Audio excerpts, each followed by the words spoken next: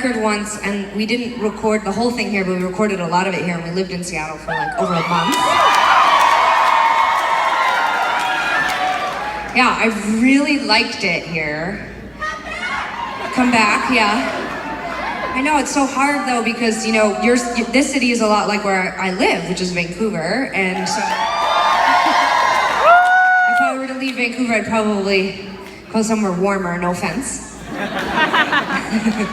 But I loved living here. I lived in a place when I was on the airplane coming here the first day that we were setting up here. Sara texted me and said, "You're not going to like the place that we rented for you. So be prepared." And I text back and was like, "What does that mean?" And she said, "Well, there's 3 apartments that we rented because there was 3 of us from out of town that needed a place to stay." She said, "I think I picked the best option for you," which is never a great way to start. So I said, "Well, what does that mean?" And she said, "Well, one of the places looks into someone else's windows, another one looks into a construction site. Yours is super depressing and the furniture's ugly, but at least it'll be quiet." I was like, oh fuck. When I arrived, I found out that the place that they had rented us apartments in, it was a building right next to a hospital, and so it was where people went when they couldn't afford to stay at the hospital anymore, but they still needed to be close to the hospital. Mm-hmm. It didn't say that on the Airbnb. It did not say that in the ad, but but I made the best of it with a few IKEA lamps and some bedding from home. And I ended up having a really fabulous time in Seattle. Seattle's a really interesting city. Yeah. A lot of beauty, a lot of history. People are very interesting. While I was living in hospice and making the best of my time here, Sara was living it up on Capitol Hill. And what I estimated at the time to be roughly a $2 million apartment of a friend of a friend.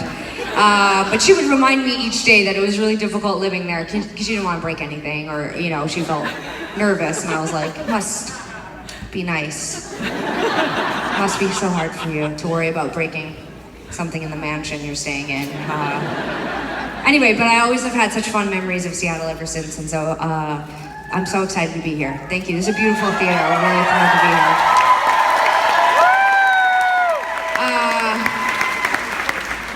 We're still in what we call the old part of the show, the old song part of the show. So, no, we're not. Yeah, we are.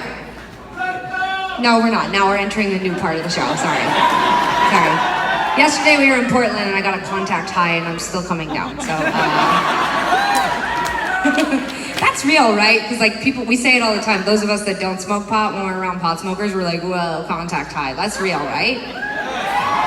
I think even just is it Seattle, so people are pretending that they don't smoke pot here? It's just your Portland neighbor. Anyway, well, I felt kind of stoned last night and then slept like a baby, so I'll probably start smoking pot soon. So we made a new record and it's called Love You to Death. Have you guys heard it? Even if you haven't heard it, you should just cheer because it's polite. This next song, I want to dedicate it to anybody here who has struggled to feel like accepted for whatever reason that is, no matter what. It's a song about believing in yourself and trusting your own instincts. So I want to dedicate this to anyone who's struggling right now, or who struggled and maybe came out or did something really cool with their lives and had to stand up against fear or insecurity. This one's for you.